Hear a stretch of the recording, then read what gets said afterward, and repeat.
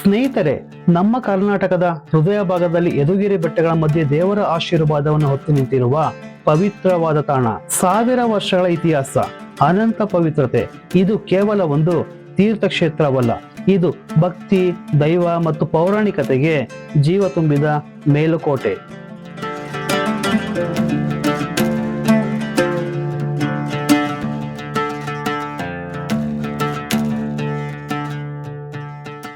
ಸ್ನೇಹಿತರೆ, ಮೇಲುಕೋಟೆಯ ಹೃದಯ ಭಾಗದಲ್ಲಿ ನಿಂತಿರುವ ಶ್ರೀ ಚೆಲುವನಾರಾಯಣ ಸ್ವಾಮಿ ದೇವಾಲಯ ಸಾಕ್ಷಾತ್ ರಾಮ, ಕೃಷ್ಣ ಮತ್ತು ಬ್ರಹ್ಮರಿಂದ ಪೂಜಿತವಾದ ತಿರುನಾರಾಯಣ ಮೂರ್ತಿಯನ್ನು ಒಳಗೊಂಡಿದೆ. ಸುಮಾರು 12ನೇ ಶತಮಾನದಲ್ಲಿ ವೈಷ್ಣವ ಆಚಾರ್ಯ ಶ್ರೀ ರಾಮಾನುಜರು ಇಲ್ಲಿ 12 ವರ್ಷಗಳ ಕಾಲ ವಾಸಿಸಿ ಈ ದೇವಾಲಯವನ್ನು ಶ್ರೀ ವೈಷ್ಣವರ ಪ್ರಮುಖ ಕೇಂದ್ರವಾಗಿ ಪುನರುಜ್ಜೀವನಗೊಳಿಸಿದ್ದಾರೆ. ಅವರ ಪ್ರಭಾವದಿಂದಲೇ ಹೊಯ್ಸಳ ರಾಜ ವಿಷ್ಣುವರ್ಧನನು ವೈಷ್ಣವ ಧರ್ಮಕ್ಕೆ ಮತಾಂತರಗೊಂಡನು ಎಂಬುದಾಗಿ ಇತಿಹಾಸ ಕೂಡ ಹೇಳುತ್ತೆ.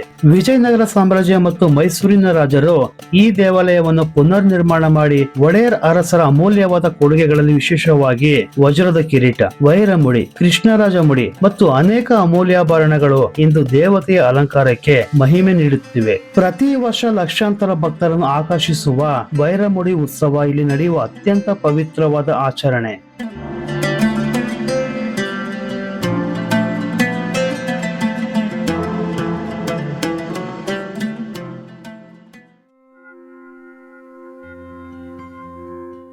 ಮೇಲುಕೋಟೆಯ ಇಬ್ಬರು ಸಹೋದರಿಯರ ಮನಮೋಹಕ ದಂತಕತೆ. ಅದರ ಸ್ಮಾರಕವಾಗಿ ನಿಂತಿವೆ ಅಕ್ಕ ತಂಗಿಯರ ಕೊಳ. ಅಕ್ಕನ ಭಕ್ತಿ ಮತ್ತು ಶ್ರದ್ಧೆಯಿಂದ ನಿರ್ಮಿಸಿದ್ದರಿಂದ ಸ್ಫಟಿಕದಂತೆ ಸ್ವಚ್ಛವಾದ ಕೊಳ ನಿರ್ಮಾಣವಾಗುತ್ತೆ. ತಂಗಿಯ ಕೊಳ ಮಾತ್ರ ಕೆಲವು ನಿರ್ಲಕ್ಷ್ಯದಿಂದ ಕೆಸರು ತುಂಬಿ ಕೊಳ ಮಲಿನವಾಗುತ್ತೆ. ಅಕ್ಕನ ಕೊಳ ದೇವಾಲಯದ ಪವಿತ್ರ ಕಾರ್ಯಗಳಿಗೆ ಉಪಯೋಗವಾದರೆ ಮತ್ತೊಂದು ತಂಗಿಯ ಕೊಳ ದೈನಂದಿನ ಕೆಲಸಗಳಿಗೆ ಉಪಯೋಗಿಸಲ್ಪಡುತ್ತೆ. ಇದು ಭಕ್ತಿ, ಶ್ರದ್ಧೆ ಮತ್ತು ಸೇವೆಯ ಸಂದೇಶವನ್ನು ನೀಡುವ ಸುಂದರವಾದ ಕತೆ.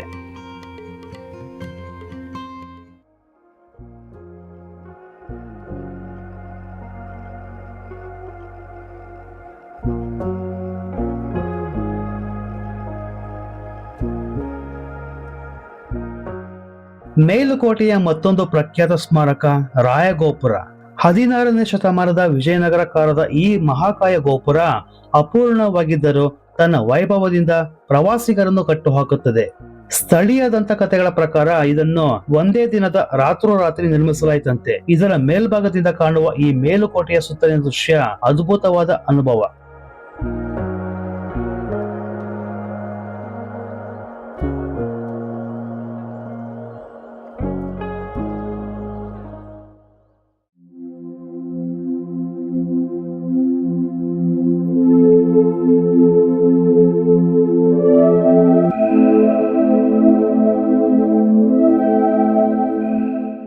ಮೇಲುಕೋಟೆಯ ಮತ್ತೊಂದು ಪವಿತ್ರವಾದ ತಾಣ ಧನುಷ್ಕೋಟಿ. ರಾಮಾಯಣದ ಪ್ರಕಾರ ವನವಾಸದ ವೇಳೆ ಸೀತೆಗೆ ಬಾಯಾರಿಕೆ ಆದಾಗ ರಾಮನು ತನ್ನ ಬಾಣದಿಂದ ಬಂಡೆಯ ಮೇಲೆ ಹೊಡೆದಾಗ ಅದೇ ಕ್ಷಣದಲ್ಲಿ ನೀರಿನ ಚಿಲುಮೆ ಹೊರಹೊಮ್ಮಿ ಬರುತ್ತೆ. ಇಂದಿಗೂ ಆ ಸ್ಥಳದ ನಿಶಬ್ದತೆಯೋ ಬಂಡೆಗಳ ಪವಿತ್ರತೆಯೋ ಭಕ್ತರ ಮನಸ್ಸಿಗೆ ಉಲ್ಲಾಸವನ್ನ ನೀಡುತ್ತೆ.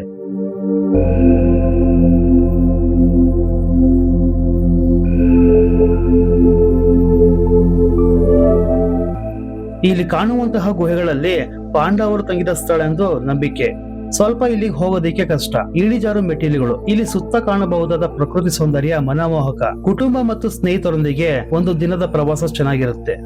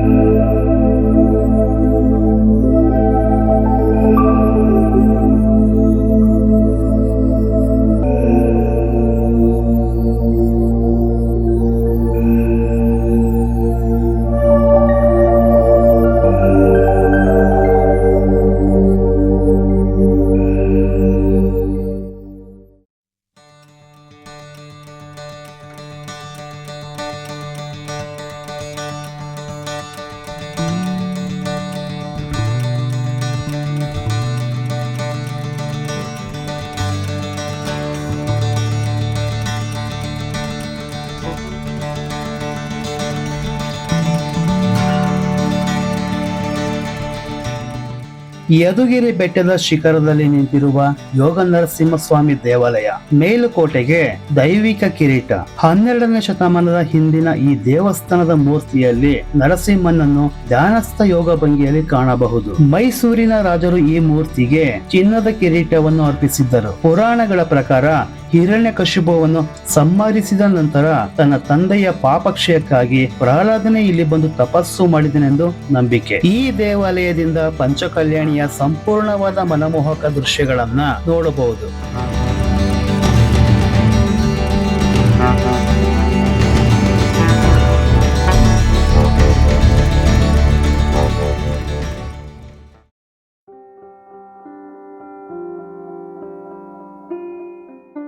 ಮೇಲುಕೋಟೆಯ ಮತ್ತೊಂದು ಪವಿತ್ರ ತೀರ್ಥಕ್ಷೇತ್ರ ಪಂಚಕಲ್ಯಾಣಿ.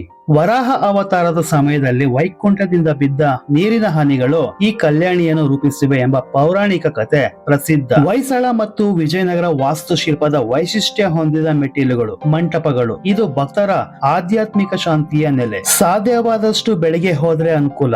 ಮೇಲುಕೋಟೆಯ ಸಂಪೂರ್ಣ ಸ್ಥಳಗಳನ್ನ ನೋಡ್ಕೊಂಡ್ ಬರಬಹುದು. ಆದಷ್ಟು ಪ್ಲಾಸ್ಟಿಕ್ ನ ಬಳಸಬೇಡಿ.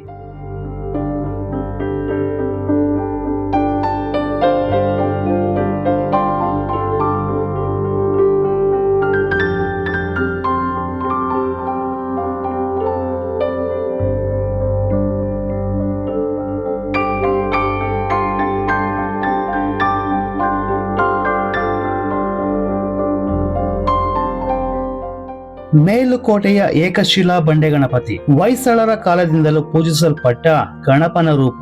ಮೇಲುಕೋಟೆಯ ಪವಿತ್ರ ಪರಂಪರೆಯ ಮತ್ತೊಂದು ದೈವಿಕ ಸಂಕೇತ. ಇದೆಲ್ಲ ನೋಡ್ಕೊಂಡು ಪ್ರತಿ ಶನಿವಾರ, ಭಾನುವಾರ ಹಾಗೂ ಕೆಲವು ವಿಶೇಷ ದಿನಗಳಲ್ಲಿ ಅನ್ನಪ್ರಸಾದದ ವ್ಯವಸ್ಥೆ ಇರುತ್ತೆ. ನೀವೇನಾದ್ರೂ ಈ ದೇವಾಲಯದ ದರ್ಶನ ಮಾಡಬೇಕು ಅಂದ್ರೆ ಇಲ್ಲಿನ ಸಮಯ ಹಾಗೂ ಲೊಕೇಶನ್ ನ ಡಿಸ್ಕ್ರಿಪ್ಷನ್ ಬಾಕ್ಸ್ ಕೊಟ್ಟಿರ್ತೀನಿ. ಸ್ನೇಹಿತರೆ, ನನ್ನ ಇವತ್ತಿನ ವಿಡಿಯೋ ನಿಮಗೆ ಸಹಾಯಕವಾಗಿದ್ರೆ ಈ ವಿಡಿಯೋಗೆ ಒಂದು ಲೈಕ್ ಕೊಟ್ಟು ನಿಮ್ಮ ಅಭಿಪ್ರಾಯ ತಿಳಿಸೋದ್ರ ಜೊತೆಗೆ ನಿಮ್ಮ ಸ್ನೇಹಿತರಿಗೂ ಕುಟುಂಬದವರಿಗೂ ಶೇರ್ ಮಾಡಿ. ಹಾಗೆ ಸಬ್ಸ್ಕ್ರೈಬ್ ಮಾಡೋದನ್ನ ಮರಿಬೇಡಿ. ಇದೇ ತರದ ಬಹಳಷ್ಟು ವಿಡಿಯೋಗಳು ನನ್ನ ಚಾನೆಲ್ ನಲ್ಲಿ ಅಪ್ಲೋಡ್ ಮಾಡಿದೀನಿ. ನಿಮಗೆ ಸಮಯ ಇದ್ರೆ ಒಮ್ಮೆ ನೋಡ್ಕೊಂಡ್ ಬನ್ನಿ. ಮತ್ತೆ ಸಿಗೋಣ ನನ್ನ ಮುಂದಿನ ವಿಡಿಯೋದಲ್ಲಿ. ಅಲ್ಲಿಯವರೆಗೂ ನಿಮ್ಮ ಪ್ರೀತಿಯ ಮೈಸೂರು ಲೋಕೇಶ್.